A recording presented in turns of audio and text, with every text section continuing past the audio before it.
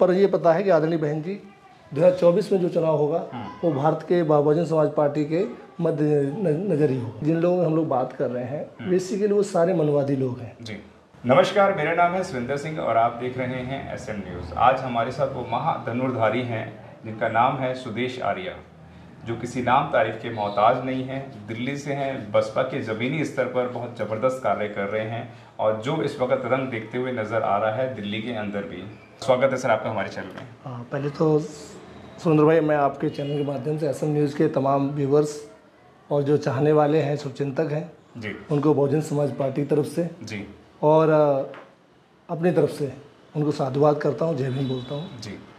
सुदेश भाई, बहन जी ने दिल्ली में डेरा डाला हुआ है, लोग अपने अपने नज़रिए से इस पे एनालिसिस कर रहे हैं। क्या बड़ी राजनीति होने वाली है दिल्ली के अंदर, क्योंकि पूरे देश की नज़र जो है वो बहन जी पे लगी हुई है कि बहन जी दिल्ली में क्यों हैं और क्या करने वाली हैं। आप लगातार बहन जी से भी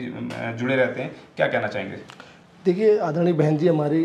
राष्ट्रीय नेता है, अखिल भारतीय नेता है जी, और देश में 2024 का चुनाव है जी, और 2024 का चुनाव एक बड़ा चुनाव है, देश के संविधान को बचाने का चुनाव है जी, और आदरणीय बहन जी ने इस देश के संविधान को साक्षी मानकर बाबा साहब अम्बेडकर साहब के सपने को पूरा करने के लिए लगातार 44 साल से संघर्ष कर रही हैं। उसी के मद्देनजर रखते हुए 2024 में जो हमारा चुनाव आने वाला है उसमें आदरणीय बहन जी की पैनी नज़र है। उनका राजनीतिक जो अनुभव है, मुझे लगता है भारत में जितने भी राजनीतिक लोग हैं उन सभी लोगों से ज़्यादा है और आदरणीय बहन जी की राजनीतिक सोच है वो पूरी तरह संवैधानिक तौर पर किस तरह संविधान को बचाने के 2024 में रणनीति बनाई जाए उसको लेकर है। और इसीलिए हम लोग दिल्ली में जब लोग काम कर रहे हैं तो दिल्ली में हमारी रणनीति ये है कि जो आदरणीय बहन जी का आदेश हम लोगों को मिले हैं उसके तौर पर हम दिल्ली को तैयार करें और दिल्ली में 2024 में जो चुनावी बिगुल फूका है उसमें हम लोग अपने बेहतर तरीके से पार्टिसिपेट करने का काम करें और आदरणीय बहन जी हमारे राष्ट्रीय लेवल पर देख रहे हैं इस चीज़ को। सुदेश भाई, तमाम लोग अपना एनालिसिस कर रहे हैं कि बहन जी के मिलने अगर कोई लखनऊ पहुंचता है, छोटी सी सिटी है और वहां पे कोई प्लेन से आता है, हेलीकॉप्टर से आता है, तो बड़े नेता कोई अगर पहुंचता है तो तुरंत खबर हो जाती है। यानी कि अगर वो रोड के माध्यम से भी आता है तो एसपीजी वगैरह की गाड़ियों को देखते ही तमाम एनालिसिस हो जाता है कि वह नेता इस वक्त लखनऊ में प्रवेश कर गए हैं, तो कुछ बड़ा उसे एनालिसिस कर लेते हैं। लेकिन दिल्ली जैसी सिटी के अंदर किसी सारे बड़ी बड़ी पार्टीज के ऑफिस हैं, तो बहन जी कहाँ किससे मिलकर क्या राजनीति कर रही हैं उस पर थोड़ी रोशनी डालें। और तमाम लोग ये भी कह रहे हैं कि इस वक्त कांग्रेस से गठबंधन हो सकता है, इस पे कहीं अंदर खाने बातचीत चल रही है बहन जी ने। और इस तरह की सोशल मीडिया पे भी बात चल रही है कि बहन जी ने अपना दूत भेजा, बहन जी के सूत्रों से पता चला बहन जी ऐसा करने वाली हैं। तो हम आपसे जानना चाहेंगे क्या अंदर खाने चल रहा है? सुरेंद्र भाई, ऐसी हमारे पास कोई जानकारी नहीं है जी, और नेता आदरणीय बहन जी जो भी निर्णय लेंगी वो पार्टी मूवमेंट और महापुरुषों के आंदोलन के इर्द गिर्द ही लेंगी और जो भी उनका राजनीतिक अनुभव है, मुझे लगता है जो भी उनका जो राष्ट्रीय लेवल पर जो सोच रही हैं जी, और जो आप कह रहे हैं उनका हमारे लोगों को कोई जानकारी नहीं है, ना हम इस तरह कोई वक्तव्य दे सकते हैं आपको जी। पर ये पता है कि आदरणीय बहन जी 2024 में जो चुनाव होगा वो भारत के बहुजन समाज पार्टी के मध्य नजर ही होगा। जी सुदेश भाई, क्या कारण है कि जो अभी एक महागठबंधन तैयार हो रहा था बिहार के माध्यम से, नीतीश कुमार के माध्यम से उनके बैनर तले हो रहा था, उस बैनर के अंदर बहन जी को नहीं बुलाया गया? तो क्या कहना चाहेंगे, किस नज़र से देखते हैं आप? जबकि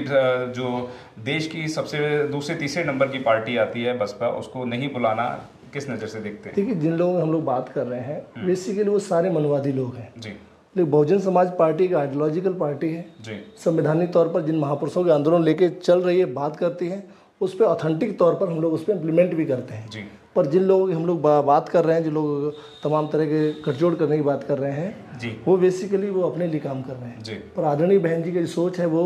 भगवान बुद्ध के मध्य मार्ग के तौर पर बाबा साहब अम्बेडकर के संविधान को बचाने की लड़ाई है और बहुजन समाज पार्टी अपनी विचारधारा के अनुकूल जी, जो मानवतावादी विचारधारा है उसके अनुकूल काम कर रही है। जो लोग कर रहे हैं तमाम तरह राजनीतिक चीज़ों में, आदरणीय बहन जी का हमेशा से क्लियर रहा है कि हमने जो भी काम करना है वो समाज के हित के लिए काम करना है, खासकर वीकर सेक्शन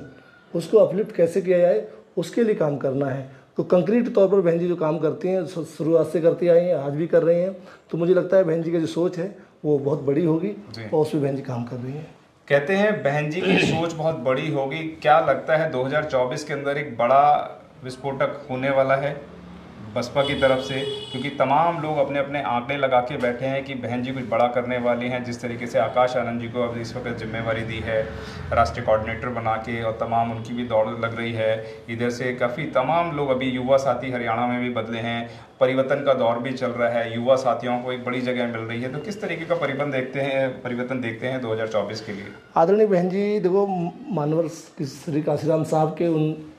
कामों को आगे बढ़ा रहे हैं। खासकर नौजवानों की बात साहब ने बहुत ज़्यादा की थी। आदरणीय बहन जी भी पूरे देश में 50% से ज़्यादा नौजवानों को रिप्रेजेंटेशन दे रही हैं, खासकर उस पार्टी के मुख्य और बड़े संगठनों के तौर पर, जिम्मेदारी तौर पर। और बहन जी का पूरा जो दरदमार है वो यही है कि किसी भी तरह इस मूवमेंट को, क्योंकि बहुजन समाज पार्टी का मूवमेंट जो है वो, क्योंकि अप डाउन तो आएगा, क्योंकि राजनीति में अप डाउन आते हैं, लेकिन मूवमेंट सक्रियता से पूरे देश में बहुत तेज़ी से बढ़ रहा है। वो कुछ ना कहीं हम ये देखते हैं कि नौजवानों को जुड़ाव बहुत तेज़ी से बढ़ा है। तो आप अब देखोगे तो साउथ से लेके उत्तर भारत में तो बहुजन समाज पार्टी मौजूद थी, अब तेलंगाना में, पंजाब, महाराष्ट्र, नीचे केरला तक बहुजन समाज पार्टी का मौजूद संगठन है और लोग बड़ी ताकत से जुड़ रहे हैं, और वो भी बाबा साहब अम्बेडकर की मूवमेंट के द्वारा। तो बहन जी की सोच साफ साफ है कि भाई जिस तरह नए नौजवानों को मुझे हिस्सेदारी दी गई, आपने अभी हरियाणा प्रदेश की बात की, तो आदरणीय आकाश आनंद सर भी उसी पार्टी में हमारे साथ, हम उनके साथ कंधे से कंधा मिला के चल रहे हैं। और आदरणीय बहन जी को विश्वास है कि हम जैसे नौजवान जो कैडर से लैस हैं और जो मूवमेंट की बात को समझते हैं, और बहुजन समाज पार्टी की जो विचारधारा है कि सर्वजन हिताय सर्वजन सुखाय, कि जो हम काम कर रहे हैं तो सभी धर्मों को लेके साथ काम कर रहे हैं, सभी समाजों को लेके साथ काम कर रहे हैं, और भाईचारे के काम करते हुए नौजवानों को तैयार करने का काम किया जा रहा है पूरे देश में। तो ये भी कहीं ना कहीं 2024 की रणनीति के तहत हम लोग काम कर रहे हैं, आदरणीय बहन जी काम कर रहे हैं। तो हमें लगता है कि आपको इसके बहुत बेहतर रिजल्ट आपको फ्यूचर में दिखाई देंगे। 2024 के लिए विशेष क्या होने वाला है? तो किस तरीके की पार्टी स्ट्रेटेजी तैयार कर रही है, किस तरीके की लॉबी तैयार कर रही है, क्या नया करने वाली है 2024 के अंदर? तमाम देश दुनिया के लोग आपको सुन रहे हैं, क्या कहना चाहेंगे कि इस वक्त ये नया होने वाला है बसपा के अंदर, या अपने पुराने ठर्रे पे चल रही है बसपा? क्या कहेंगे? किसी भी पार्टी या किसी भी संस्था का जो बेस होता है, जो मेरा मानना है, वो सिद्धांतिक और प्रैक्टिकल होना चाहिए। बहुजन समाज पार्टी पूरी तरह सिद्धांतिक और प्रैक्टिकल पार्टी है। वो बाहर की जो आबोहवा होती है, दिखावा होता है, उस पर गौर न करते हुए वर्तमान में बहुजन समाज पार्टी, आदरणीय बहन जी का आदेश हम लोगों के लिए कि हमको अपने संगठन को कैडराइज तौर पर मजबूत करना है। तो हमने संगठन के तौर पर हमने अपने जिला कमेटी, विधानसभा committee, ward committee, sector committee, booth committee, इस पर हमारे पूरे देश के जो नौजवान हैं, जो बहुजन समाज पार्टी के सिपह सालार हैं, जो काम कर रहे हैं, उनका सारा फोकस इसी बात पर है आदरणीय बहन जी का हम लोग बेहतर टीम बनाकर पूरे देश में दें,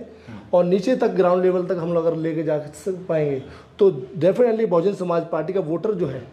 वो बहुजन समाज पार्टी से कनेक्ट है। अगर हम लोग बूथ और सेक्टर कमेटी तक पूरी तरह पहुंच जाएंगे, और जिसका हम पूरे प्रयास कर रहे हैं, करेंगे भी, आदरणीय नेता का आदेश को पूरा करेंगे, तो आपको 2024 में से बहुत अलग रिजल्ट दिखाई देंगे। क्योंकि जो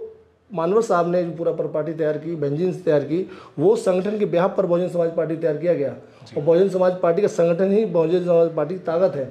तो इसीलिए हमारा मेरा जो खासकर दिल्ली प्रदेश में हम लोग काम कर रहे हैं, तो हमारा मेन फोकस ये है कि हम लोग पहले अपने सेक्टर बूथ कमेटी को मजबूत कर रहे हैं, और विद इन 2 और 3 मंथ में हम लोग सेक्टर बूथ और वार्ड कमेटी को कंप्लीट करके जो आने वाली जो चुनौतियां हैं राजनीतिक, उसमें हम लोग बड़े तौर पर दिखाई देंगे। मैं आपको बता दूं कि सुदेश जी हमारे नज़दीक में कैडर लेने आए थे, यहाँ पे उनकी एक मीटिंग चल रही थी, वहाँ मीटिंग से फ्री हुए, हमारे से मुलाकात हुई। सुदेश जी, जो प्रभारी लोग हैं या जितने भी पदाधिकारी लोग हैं, उनके ऊपर लगातार आरोप लगता रहता है कि बहन जी के ट्वीट को आगे बढ़ाने का काम करते हैं, ज़मीनी स्तर पर कार्य नहीं करते हैं, लेकिन आपका कार्य मुझे यहाँ पर नज़र आ रहा है। क्या कहना चाहेंगे कि बसपा के लोगों की वजह से बसपा नहीं जीत पा रही है? क्या कहेंगे जो पदाधिकारी? नहीं, जीत हार तो अलग मैटर है, जीत हार तो एक अलग सेक्टर हो जाता है। लेकिन जो आदरणीय बहन जी हम लोगों को आदेश देते हैं, चाहे ट्विटर के माध्यम से हो, चाहे प्रेस कॉन्फ्रेंस के माध्यम से हो, प्रेस नोट के माध्यम से हो, और चाहे बहन जी हम लोगों को बुला के दिशा निर्देश देते हैं, तो पूरे देश के जो कार्यकर्ता है आदरणीय बहन जी का सम्मान करते हुए जो बात बहन जी बोलते हैं, वो उनका पूरे समाज के हित के लिए होता है। एक आप बहन जी का ट्वीट देख लो, बहन जी के प्रेस नोट देख लो, उस सभी में आदरणीय बहन जी इस देश के संविधान को लागू कराने की बात करते हैं, सरकारों से इस तरह का आग्रह करती हैं कि जिससे जनमानस का काम हो। तो आदरणीय बहन जी की जो ट्वीट और जो भी चीज़ें आती हैं हम लोग शेयर करते हैं, वो इसलिए करते हैं कि जिससे मास लेवल पर आदरणीय बहन जी कई बातें लोगों तक पहुँचे। कि आज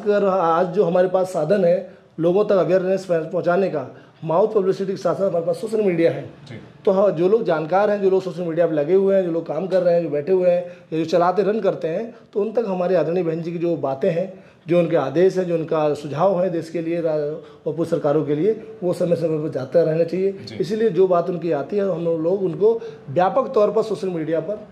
फैलाने का काम करते हैं, जिससे आम जनमानस तक पहुंच पाए कि आदरणीय बहन जी ने क्या बात कही, किस समय कही, किस लिए कही, किसके लिए कही। जी।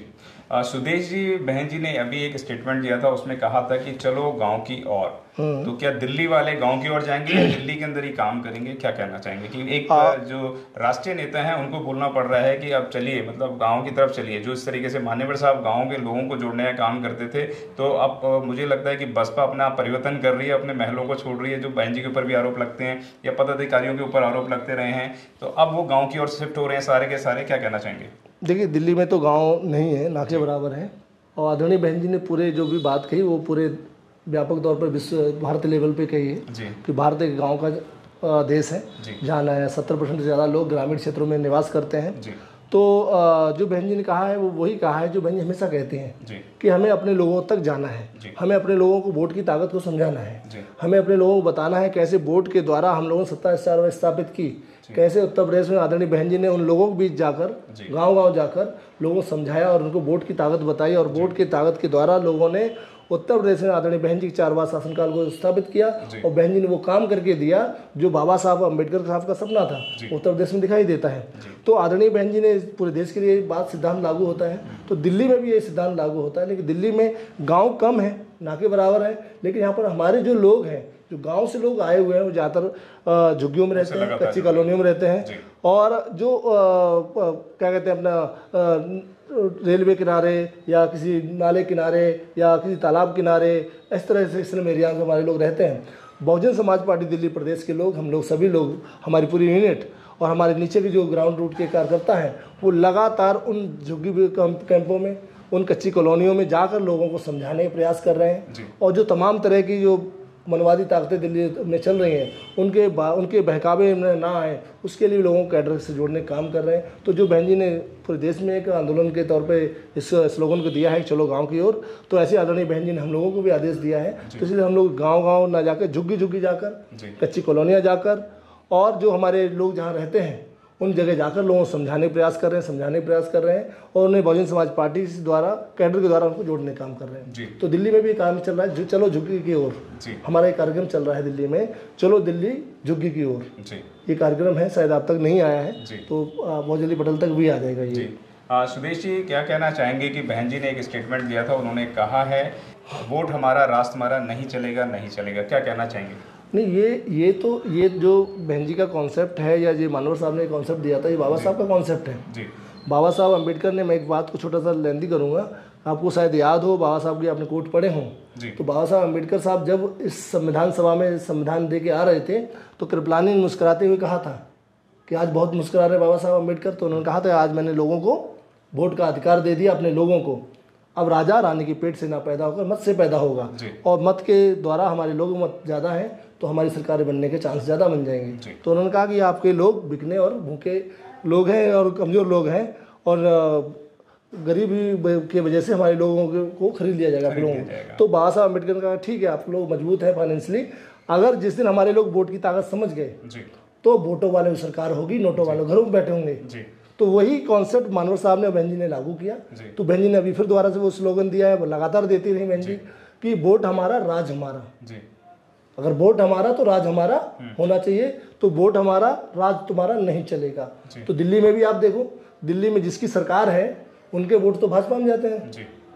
जो उनका जो आज का मुख्यमंत्री जो दिल्ली में है, उनके समाज का वोट तो भाजपा में जाता है। लेकिन मुख्यमंत्री दिल्ली का जिसके वोट के बेस पे बैठा है, वो बहुजन समाज का वोट है। तो अगर बहुजन समाज के वोटर अपने वोट की ताकत को अपने लिए प्रयोग करते हुए अपनी सरकार बनाने के काम करें उत्तर दिल्ली में, तो मैं समझता हूँ जो काम आज मनवादी ताकतों में दिल्ली में केजरीवाल सरकार के जो करने का काम कर रही है, और जो दिखावा कर रही है, ड्रामेटिकल चीज़ें कर रही है, या पैसे का दुरुपयोग कर रही है सरकारी पैसे का, या खासकर जो हमारे SC/ST के जो फंड होते हैं उनका दुरुपयोग कर रही है विज्ञापन और प्रचारों, झूठे प्रचारों में, उसको भी हम लोग खत्म करके अपने समाज के हित में लगा सकते हैं। अगर बहुजन समाज पार्टी के लोग अगर हमारे बहुजन समाज पार्टी के जो वर्कर हैं, वोटर हैं, कार्यकर्ता हैं, अपनी सरकार बनाने का प्रयास करें, अपनी सरकार बना लें, तो निसंदेह ही जो बहन जी का नारा है कि वोट हमारा राज तुम्हारा नहीं चलेगा, बिल्कुल ठीक बात है। अब उनको भी समझ में आ जाना चाहिए, समाज को भी समझ आना चाहिए, वोट हमारा है तो राज हमारा होना चाहिए। सुदेश भाई, दिल्ली में क्या तैयारी है? सीधा सवाल आप लोगों की, क्योंकि आप एक बड़े पदाधिकारी लोग हैं और दिल्ली को आप रणनीति को तैयार करते हैं, किस स्तर पर अभी दिल्ली तैयार है और आगामी 2000 चुनाव जो है बहुत नज़दीक हैं, क्या कहना चाहेंगे? देखिए, दिल्ली में आप सभी लोग, हम लोग वाकिफ़ हैं जी कि दिल्ली जो है, जो दिल्ली बसी हुई है, बेसिकली ये जहाँ पर जो लोग हैं विस्थापित लोग हैं, 90% यहाँ जो लोग हैं विस्थापित लोग हैं, जो कमाने खाने आए हैं। हम उनको लोगों को बताने का काम करते, समझाने का काम करते कि बहुजन समाज पार्टी आज भी मजबूती के साथ आपके साथ बीच में खड़ी है। और दिल्ली में सबसे महत्वपूर्ण चीज़ है कड़ी को जोड़ना, और हम लोग कड़ी जोड़ने का प्रयास कर रहे हैं, हमने किया भी है। उसमें महत्वपूर्ण चीज़ है कि कोई भी संस्था, कोई भी राजनीतिक दल, कोई भी संगठन तब मजबूत होता है जब उसके पास बेहतर टीम और तालमेल और ट्रांसफॉर्मेशन ताकत होती है। तो हमारा पूरे स्टेट का ये मानना है, सोचना है, कर भी रहे हैं उस पर कि हमने पहले स्टेट कमेटी, जिला कमेटी, विधानसभा committee, ward committee, sector committee, booth committee, तो अभी हम लोग विधानसभा और वार्ड सेक्टर तक पहुंच रहे हैं। और इसको हम जितनी जल्दी हो सकता है महीने 1.5 महीने में कंप्लीट करके और पूरी तरह कैडराइज लोग तैयार कर रहे हैं, जिससे इन केस अगर चुनावी दौर पर हम जब खड़े हों तो हमारे जो बस्ता लगाने वाले बूथ पे लोग हों, हमारे जो विधानसभा के जो लोग तैयार करने वाले लोग हों, हमारे जिले के जो लोग मॉनिटरिंग बॉडी होती है वो लोग हों, और प्रदेश के लोग जो डिसीजन मेकर वाले लोग हों, वो नीचे तक अपनी बात तक आदरणीय बहन जी के पहुंचा पाएँ। तो हमारा मेन फोकस दिल्ली में 2024 को लेकर ये है टास्क कि हम बड़े ताकत के तौर पर दिल्ली में लड़ेंगे। हार जीत की हमें परवाह नहीं है, लेकिन हम इस बात को एहसास कराने का काम करेंगे कि बहुजन समाज पार्टी महापुरुषों, खासकर बाबा साहब अम्बेडकर के उस आंदोलन को जगाना चाहती दिल्ली में, जो लोगों ने, हमारे लोगों ने, कुछ लोगों ने गिरवी रख रखा है, उनसे छुड़ाने का काम करेंगे और ये बताने का काम करेंगे बाबा साहब अम्बेडकर साहब ने हमको जो कुछ दिया है इन मनवादी ताकतों से बचाने के लिए दिया है, ना कि उनको गिरवी रखने के लिए। तो हमारा पहला काम यही है कि किसी भी तरह बहुजन समाज पार्टी को दिल्ली में संगठन तौर पर मजबूत करा जाए, और वो काम चल रहा है। हो सकता है कि आपके मीडिया द्वारा हम लोग संगठन जब काम करते हैं या कोई भी पार्टी संगठन काम करती होगी, तो खासकर बहुजन समाज पार्टी, तो हमारा तो कैडर के तौर पर हम लोग एक एक करके लोगों को चुनते हैं। तो वो लोग हो सकता है कि आप इतने मीडिया इन्फ्लुएंसर ना हो, लेकिन वो काम और कार्यकर्ता के तौर पर बहुत बेहतर तरीके से आने वाले टाइम में 2024 में जो भी इलेक्शंस होंगे, 25 में हो, चाहे कभी भी हो, कार्यकर्ता कभी नहीं टूटता, कभी खत्म नहीं होता। तो बहुजन समाज पार्टी जो कंक्रीट तौर पर अभी दिल्ली में काम कर रही है, और मैं समझता हूँ पूरे देश में भी ये काम आदरणीय बहन जी के आदेश पे हो रहा है। अगर आपने अभी तक हमारा चैनल सब्सक्राइब नहीं किया है तो सब्सक्राइब करें और घंटी का बटन बिल्कुल भी दबाना ना भूलें, ताकि सभी लेटेस्ट खबरें पहुंच सकें आप पे सबसे पहले।